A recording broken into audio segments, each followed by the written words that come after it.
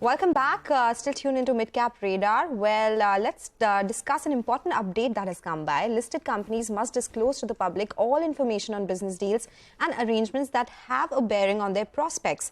Sebi last week tightened the listing obligations and disclosure requirements, which is called as LODR regulations, that mandated firms to reveal all contracts and arrangements pertaining to strategic, technical, manufacturing and marketing tie-ups to boost transparency. What does this mean for listed companies? Does it mean more compliance? Or what does this regulation bring in terms of challenges? We are now joined by Abhimanyu Bhattacharya, partner at Khaitan and Company, and Sanjay, partner at Crawford, Bayley and Company. Gentlemen, thank you so much for joining us here today for this important discussion. Abhimanyu, let me start with you first up. If you can start by telling us what are the major changes or what are the major compliances that now listed firms will have to go through in order to comply with this circular. Sure. Thanks. So what Sebi has done last week is to amend the LODR regulations and it's put a new paradigm in play, which essentially requires listed companies to clarify or deny market rumors in relation to any material event that may have found a place in mainstream media. So from that perspective, the regulations now require the top 100 listed entities to clarify or deny market rumors that may have found their play in the mainstream media from October this year, and from next year, it will take into account the top 250 listed entities by market capitalization. So that is, in a nutshell, is the change that has taken place. So from that perspective, any material event which has been leaked in the mainstream media will have to be clarified by the listed entities. So Abhimanyu, just to clarify on that point, now suppose a deal is brewing between company A and company B, but it's still not signed, it's in the works, and someone in the media gets a buzz of it and it's reported upon. So typically we would have companies saying we can neither confirm nor deny, this is in the realm of market speculation, we do not comment on market speculation. This has been the typical response of the listed companies whenever we ask them, is there an M&A happening? Would you confirm the market rumors? Now, how would the response change from the company? That's a very fair question. I think what used to happen prior to this change was that if you had a non-binding arrangement, if the deal was in the works, as you said, then at that point in time, if there was any press clipping which carried that report, you could say that the deal is premature or it's under discussions by the board, etc. But now the paradigm seems to have changed, and if indeed there is a deal in the works, the regulations now are required to clarify the same.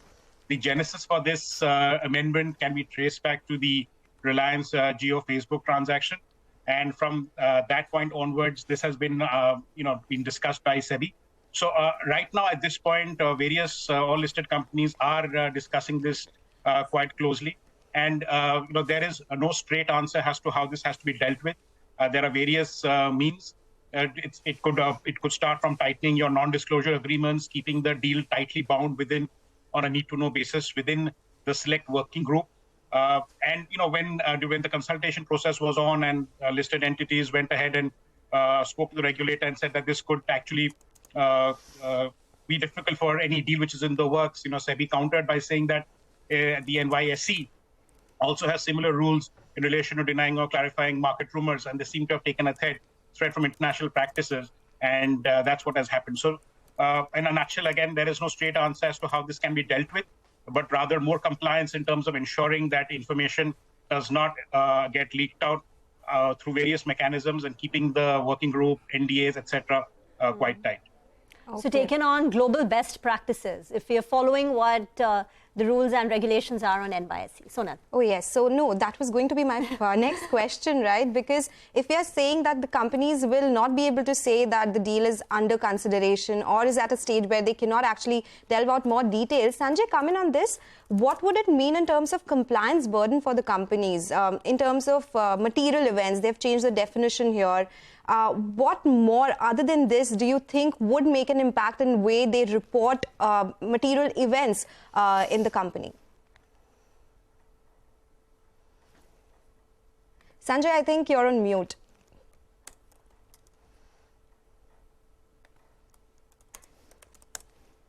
Sorry, very sorry. Unless and until the company executes a binding or a legally binding document, to my mind, there's no need to disclose. Because otherwise, it would be a mischievous or a speculative information. The deal may happen, may not happen. Now, in case you inform the exchange that, look, there is a non-binding document which has been executed between the company. From a confidentiality, from a competition perspective, there could be too many implications. So my take on the amendment is that unless and until you sign a binding document, you don't need to disclose anything.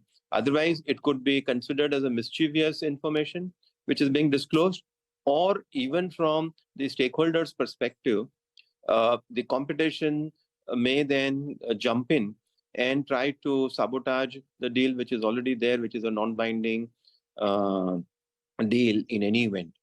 So my take to this is that, look, unless and until there is a binding deal which has happened, there's no need to disclose.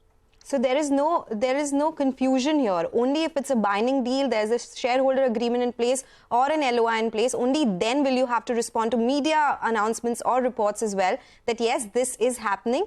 Only then you will have to tell the exchanges that it is in place. Yes, that is my reading of the amendment. So Sanjay, how is it different from the practice that's currently underway? Anyway, if there is a binding deal, once a deal has been signed on the dotted line, companies do disclose it. Yes. So there's no difference. It's only that they've issued a clarificatory aspect on it. My take of the matter is that there is no additional implication or additional requirement to disclose. Oh, okay. So, Sanjay, that's on the point about the market rumors surrounding, say, a deal. Right? What about any changes to the definition of, materiality? Now, suppose there is a contract. Some company has won a deal. Now, sometimes companies cannot disclose the value of the deal for confidentiality reasons. In such an event, is there any change that has transpired post the Sebi rules? Do they now have to disclose the value of the deal because it's material? Yes. In case there is a number which is there, but one can do that both intelligently and cleverly, in as much as far as intelligence is concerned, to comply with the listing obligation and disclosures. And from a clever perspective, you say that in tongue-in-cheek, so that from a competition perspective or from any other perspective, there is no implication to the company as such, from a business perspective. Okay. Abhimanyu, just wanted your sense in terms of timelines as well. Will it be on some of the, it can't be retrospective, but is there a way they need to report something that happened before the timelines and they'll have to report it now? Is it too short a period for companies to comply with these regulations? Is there a major change, so to say, apart from what we just discussed? From a timeline perspective, Sebi has put down some timelines recently. If that information is emanating from within the listed entity, you have within 12 hours to clarify. Or if it's something that is not emanating from within the listed entity, you have 24 hours to clarify. If it's a material event, which is a decision taken by the board, then you have 30 minutes to inform the stock exchanges. So it'll naturally boil down to the event that we're talking about based on the materiality of it. And that will lead the timelines per Sebi LODR as to when and how that should be disclosed to the exchanges. Out of time, gentlemen. Abhimanyu, Sanjay, thank you very much for joining in and throwing insight on this topic for us. We need to slip into a very short break on Midcap Radar right now. On the other side, we'll come back and get you more on the market. Stay tuned.